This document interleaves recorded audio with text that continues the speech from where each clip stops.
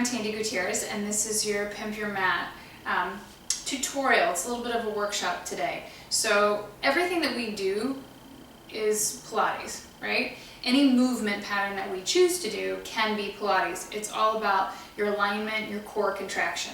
So I had a lot of people ask, what is that? Core contraction gets sort of bastardized into abs, which that's a lot of it, and that's a lot of why people come to take Pilates, is they want to get their abs tighter, their core stronger, and everything in here looking a little bit stronger, tighter, and better. Your core is technically the bottom of your pelvic floor, all the way through the last two vertebrae in your spine. So it's your whole torso, basically. So when we cue abs and core, it's totally fine, because you know what that means and you know how to get there, but it really is strengthening the whole thing. So in order to be properly doing Pilates, and you want to focus on your technique a little bit. So the goal is to start in a parallel position and to get your body and your bones back to an anatomical positioning. We do things all day long. We work, we pick up kids, we're driving, we're standing, we're carrying stuff. So bodies tend to go a little this way and tushies go that way, and then everything spills out, and it's just not as strong or as safe. So we're trying to bring you back into alignment, stacking bone over bone. Feet should be in a bony parallel position. Hip bones, the ones on the front, not the cushy hip part on the side, okay? So you can, poke around in there, see where the bones are. If that doesn't really make sense to you, or you still feel like that's too narrow, too wide, make a fist, and you're gonna be fist distance apart. So you can put it in between your big toes, and then you know that you're in the right spacing, which feels really awkward. Sometimes when I'm teaching you all, I will have you put your feet together, touching side by side, to get more connection in the inner thigh and pelvic floor. But technically, we want to be practicing this bony hip distance apart, okay?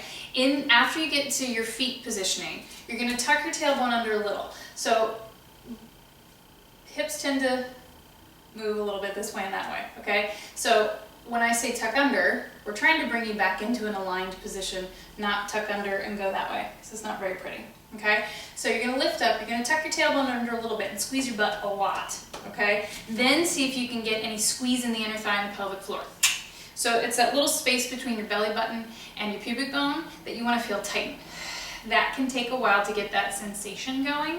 So you just wanna focus on the as if. You're gonna work as if you can feel it. Suck in like you're putting on a tight pair of pants. That usually gets you there, okay? So feet, bony hip distance apart. You're gonna tuck the tailbone under and squeeze your butt, so that turns everything in the legs on and supports the bottom of your core. Then you're gonna try to get that little squeeze and suction between your pubic bone and your belly button, which just makes you feel really skinny. So people ask, am I sucking in? Yeah, you are, but you wanna be able to breathe and to talk around it so that you're using your lungs, okay? Then roll your shoulders down and back. This is sort of a tricky one because it's not going to be magic. You're going to inhale, lift the belly button up underneath the ribs.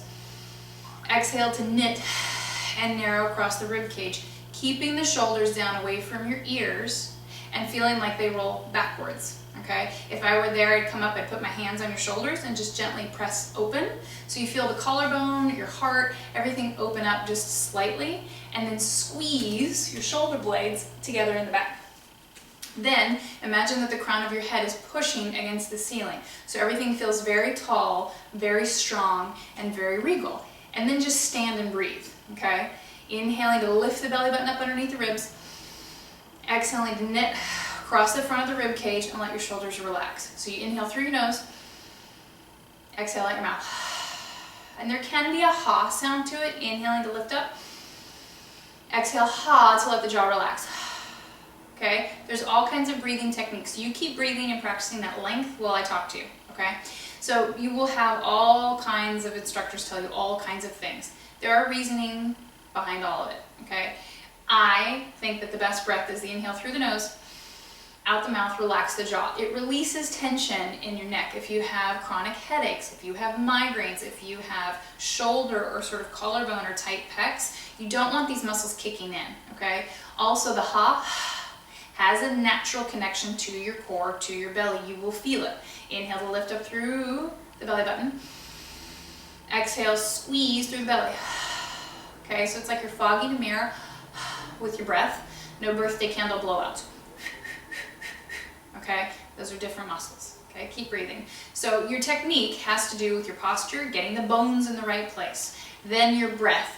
Are you breathing and moving from your core and your lungs? Okay, inhale into the back of the ribs. Imagine breathing out the back of the rib cage. Exhale out the back of the ribs. If you only ever did this, you took 2 minutes in your day to put your body in the right positioning, to let your arms just hang, and to breathe deeply from your lungs, connecting with your core, you would get stronger, okay? So the idea of Pilates is to have the perfect alignment of your bones with the perfect use of your breath through each exercise. That takes a lot of practice, and it's never going to be perfect, but that gives you the idea of what we're looking for. When we say move from your core, it means get all of this nice and tight, and then let the appendages do the exercise, okay? So you're gonna inhale to scoop everything in nice and tight. Exhale as if you're squeezing out a wet rag, and get everything tighter and stronger. So think of Pilates as wrapping your body in saran wrap or tension wire, that you've got all these little strings, and that when they connect on your exhale, they get tighter and stronger and longer. So you want to think of length and height and narrowness in the exercises. If you get that visualization down, everything progresses much quicker.